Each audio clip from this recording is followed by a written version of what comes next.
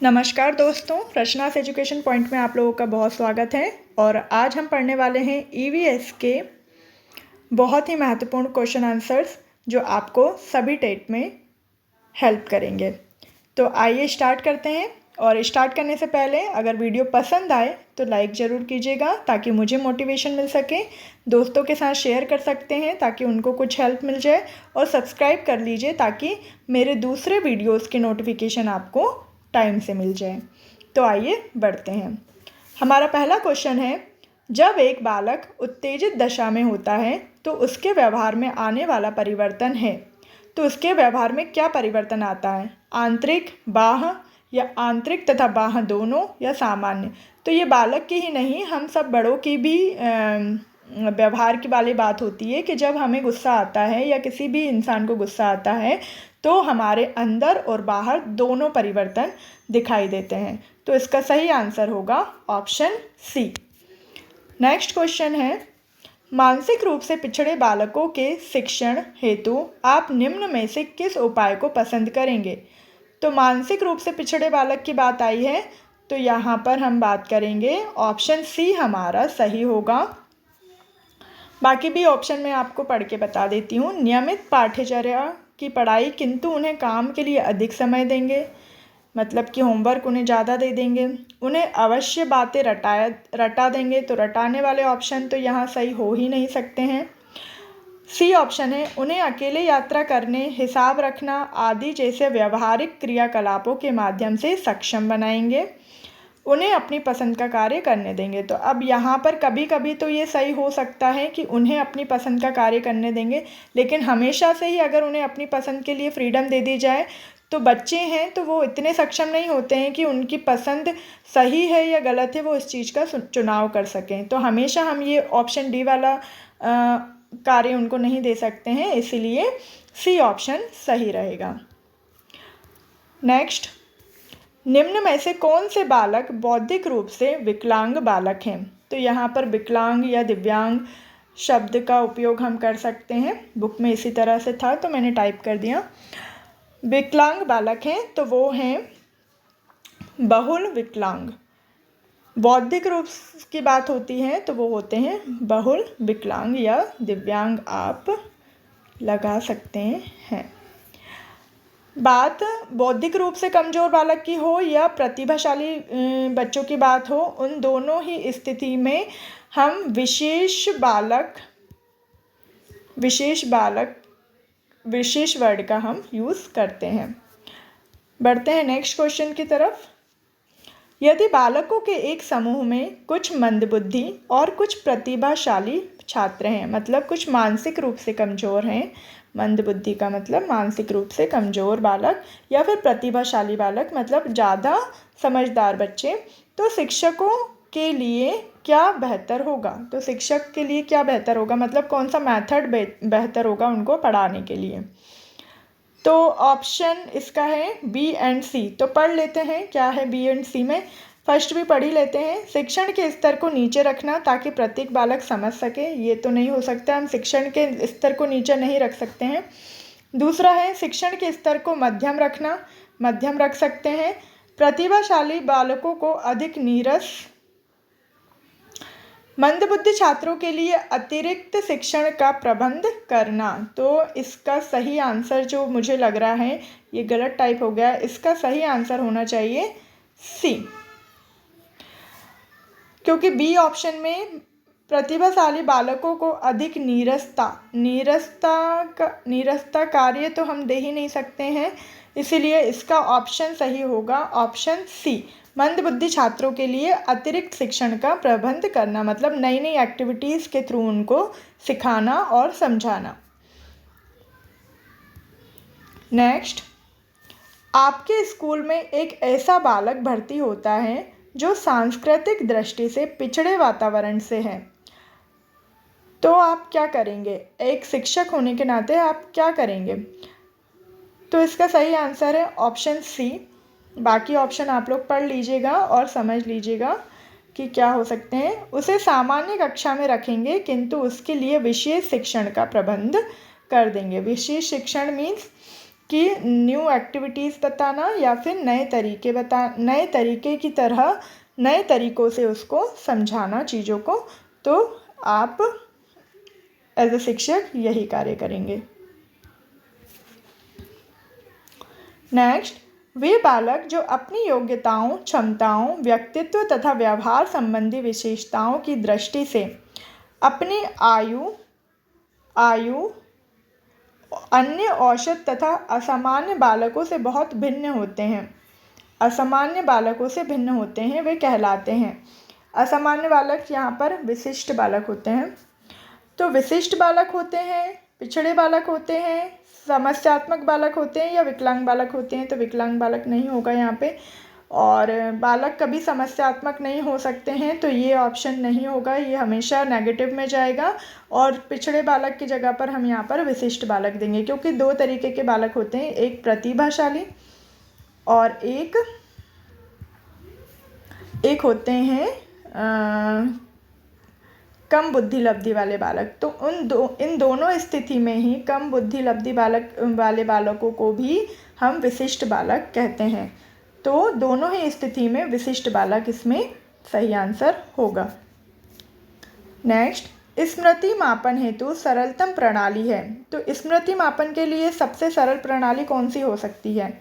तो पुनः याद दिलाना, अभ्यास कराना, पहचान कराना या आवृत्ति कराना। तो यही होगा कि पुनः याद दिलाना मतलब रिवीजन, बार बार रिवीजन करवाएंगे हम तो स्मृति अच्छी रहेगी। जैसे ये सबसे अच्छा ज़्यादा रहता है कि टेबल्स के लिए बच्चे टेबल्स ज़रूर जल्दी जल्दी भूल जाते हैं, तो हम बार बार उसको रिवाइज करवाते हैं तो बच्चे आराम से सीख जाते हैं या याद कर लेते हैं। नेक्स्ट क्वेश्चन है, असामाजिक कार्य करने वाले बालक कहलाते हैं। तो असामाजिक कार्य करने वाले बालक क्या कहलाते हैं? तो वो हैं अपराधी। असामाजिक कार्य जो भी करेगा वो अपराधी की श्रेणी में आएगा। नेक्स्ट, वंचित बालकों की शिक्षा को निम्न में से किस प्रयास द्वारा नहीं बढ़ाया जा सकता है? तो यहाँ पर क्वेश्चन में नहीं शब्द का प्रयोग किया गया है, तो आप इसका ध्यान रखें। सृजनशीलता को प्रोत्साहित करके, शिक्षा के अधिकार द्वारा, जातिगतता को त्याग कर बात की गई है, पब्लिक स्कूलों में दाखिला दिलाकर। तो ये तो कहीं से भी ऑप्शन सही नहीं होगा, नेगेटिव की तरफ जा रहा है कि सिर्फ पब्लिक स्कूलों में दाखिला हम दिला देंगे, एडमिशन करा देंगे, उससे ही अगर वांछित बच्चों की शिक्षा को बढ़ावा नहीं दिला सकते। तो यही उसका सही उत्तर रहेगा, ऑप्शन डी।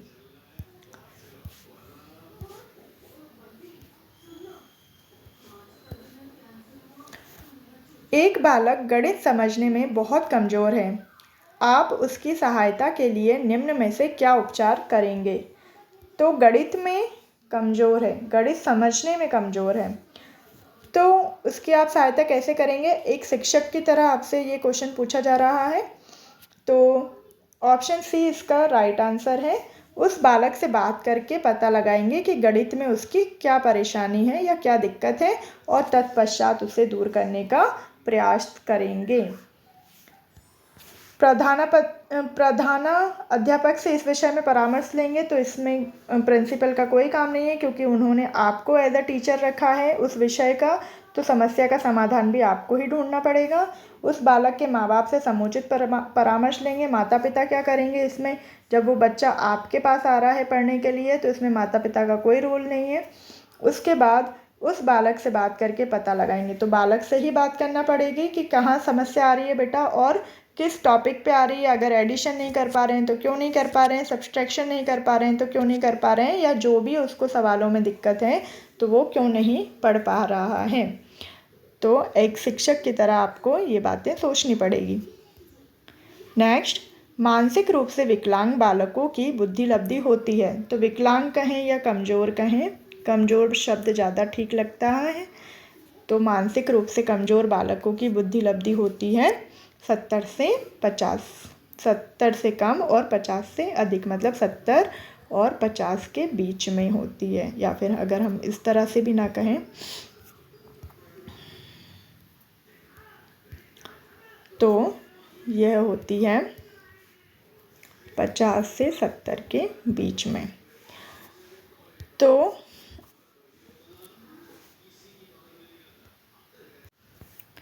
नेक्स्ट क्वेश्चन है, यदि कक्ष में पढ़ाया जाने वाला पाठ छात्रों की बौद्धिक और भावात्मक अपेक्षा के अनुकूल ना हो तो क्या होता है?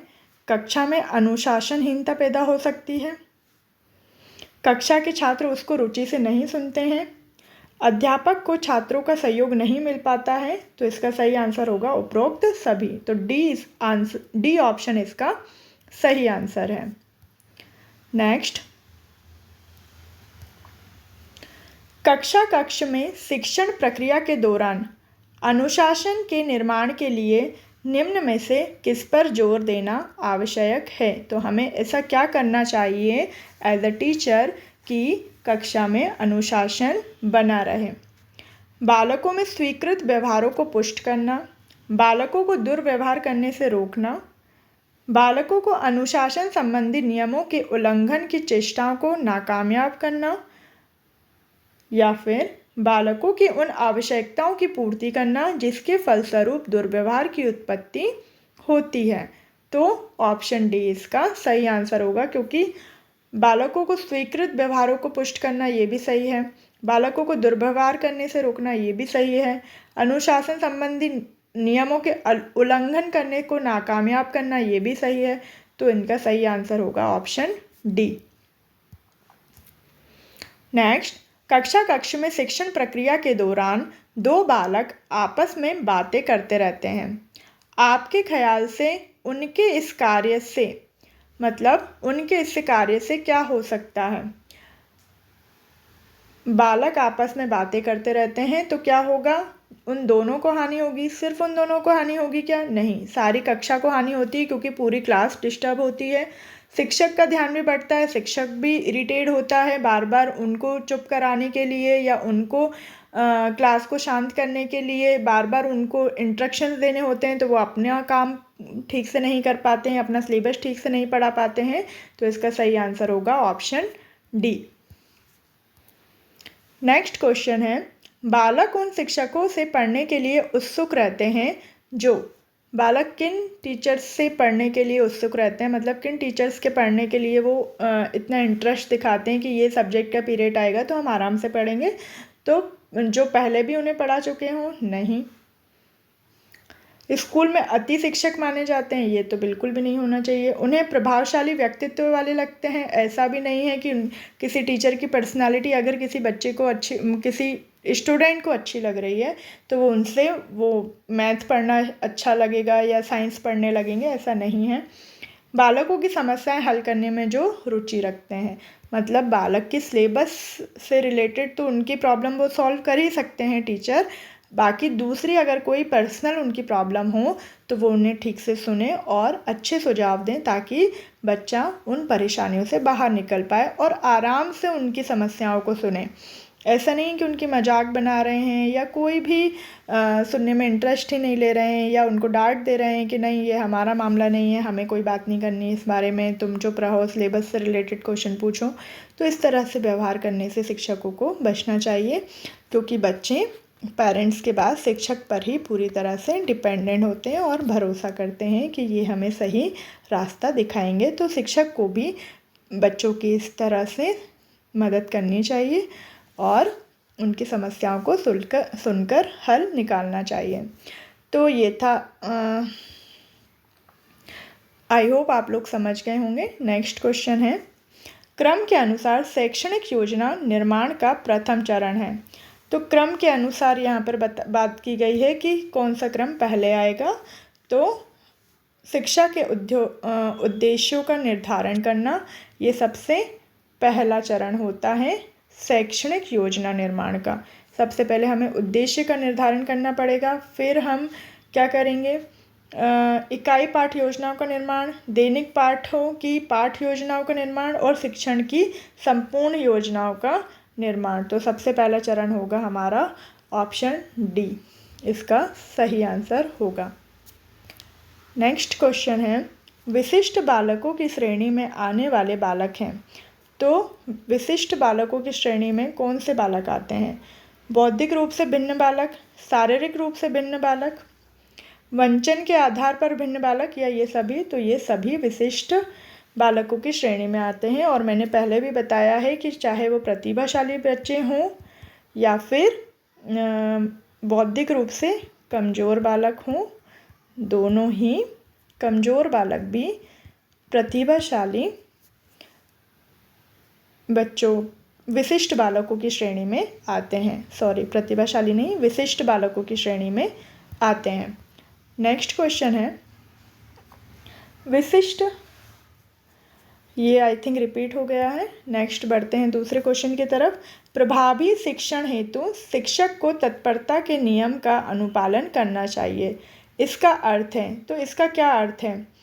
तो इसका अर्थ है बालक जिस कार्य को सीखने को तैयार होते हैं वह उसे सीख ही लेगा। मतलब अगर कोई बालक या कोई स्टूडेंट किसी काम को सीखने में बहुत ज़्यादा इंटरेस्ट दिखा रहा है, डेस्परेट है अगर किसी काम को करने के लिए, तो वो उसे कर कर ही मानेगा और वो उसे सीख ही लेगा। तो इसका ये अर्थ होता है। तो ये था आज का वीडियो। आई होप ये वीडियो आप लोगों को पसंद आया होगा, और पसंद आया होगा तो रचनास एजुकेशन चैनल को प्लीज़ लाइक कीजिए, शेयर कीजिए, सब्सक्राइब कीजिए। तो सब्सक्राइब कर लेंगे तो आपको आने वाले वीडियोस की नोटिफिकेशंस मिलती रहेगी। लाइक कर देंगे तो मुझे मोटिवेशन मिल जाएगा कि मेरा वीडियो आप लोगों को पसंद आ रहा है।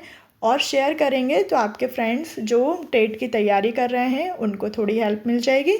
तो आई होप आप लोग ऐसा ज़रूर करेंगे। तो मिलते हैं नेक्स्ट वीडियो में, तब तक के लिए नमस्कार।